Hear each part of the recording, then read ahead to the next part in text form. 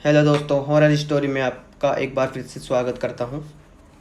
यह कहानी बहुत डरावनी एवं कब्रिस्तान की कहानी है, जो कि बहुत ही खौफनाक था।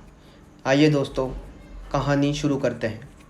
मेरा नाम मुकेश है, मैं एक तांगा चालक हूँ। वो रविवार का दिन था, शाम के 7 बजे थे। मैं अपने घर पर था, तभी राजू वहाँ आया। राजू हमारे गांव का नहीं था, पर उसके खेत हमारे गांव में ही थे, जिसके कारण वो यहाँ रहता था। राजू ने मेरे पास आकर कहा कि उसकी घास उसके खेत में कट कर रखी है और उसकी घास को उसके घर तक छोड़ना था। उसका गांव हमारे गांव से लगभग 6 से 7 किलोमीटर की दूरी पर था। मैंने भी बोल दिया और यह सोचा कि रात के 11 बजे से पहले ही आ जाऊंगा। मैं भी आ जाता, पर घास लोड करने में काफ़ी समय लग गया था, इसलिए मुझे राजू के गांव पहुंचने में 10 बज गए थे और घास टांगे के नीचे रखने में काफ़ी समय लग गया था। और इसकी वजह से राजू मुझे बार बार अपने घर पे रुकने के लिए बोल रहा था, क्योंकि उसके गांव से हमारे गांव को बस एक ही रास्ता जाता था, जो उस ही टहरा कब्रिस्तान से आगे होकर जाता था। एक बार को तो मेरा दिल भी राजू की बात मानने को तैयार था, पर मैं घर नहीं गया तो मेरे घर वाले परेशान हो जाते। ना मेरे पास कोई फ़ोन था और न ही घर वालों के पास कोई फ़ोन था। मेरे घर में मेरे 2 बच्चे, मेरी बीवी और मेरे माता पिता थे। मुझे उन सब की चिंता थी, इसलिए मैं मजबूर हो गया। और अब मैं कब्रिस्तान के पास आया। मैंने अपनी घाटी में जाते समय देखा, रात के 11 बज चुके थे। मैंने तो लौट जाने को सोचा, फिर मैंने किसी तरह हिम्मत करी और आगे बढ़ा। मैं अभी भी आगे बढ़ा ही था, तभी मुझे ऐसा लग रहा था कि मेरे टांगे में आकर कोई बैठ गया। मैंने एकदम से पीछे मुड़कर देखा, वहाँ कोई नहीं था, पर मुझे अभी भी यह लग रहा था कि कोई मेरे टांगे के पीछे अभी भी बैठा है।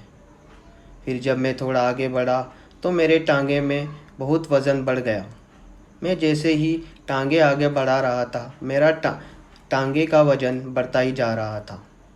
अब पीछे इतना वज़न हो गया था कि मेरा टांगा आगे से थोड़ा उठने लग गया था और मेरा घोड़ा भी लंगड़ा लंगड़ा कर चल रहा था।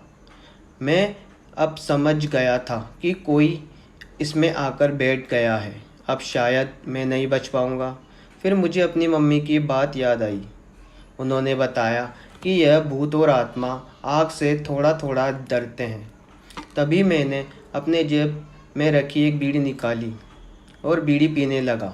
जैसे ही मेरी एक बीड़ी ख़त्म होती, मैं दूसरी जला लेता। ऐसा करते करते मैंने पूरी बीड़ी का बंडल ही ख़त्म कर दिया। तांगे में इतना वज़न हो गया था कि तांगा बहुत धीरे धीरे चल रहा था, इसलिए मैं अभी भी कब्रिस्तान को आधा ही भी पार नहीं कर पाया था। सर्दी का समय था, इसलिए मैंने काफ़ी कपड़े पहने थे।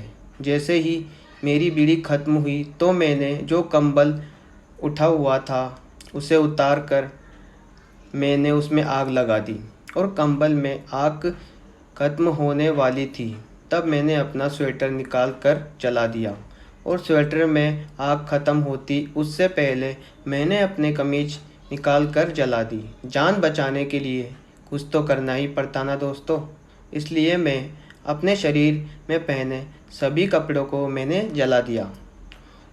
ऊपर से सभी कपड़े ख़त्म होने पर मैंने अपने पजामे को भी उतार कर जला दिया। अब बस मेरा एक कच्चा ही बचा था। उससे पहले मेरे पजामे की आग ख़त्म होती, उससे पहले ही अब कब्रिस्तान की दीवार ख़त्म हो चुकी थी। जैसे ही मैंने कब्रिस्तान की दीवार को पार कर लिया और देखा, बहुत भयानक सी औरत मेरे टांगे के नीचे उतरी। उसने कहा, आज तो बच गया तू, पर अगली बार आया तो नहीं बचेगा। इतना बोलकर वह खड़ी रही और मैं अपने घर की ओर चला गया।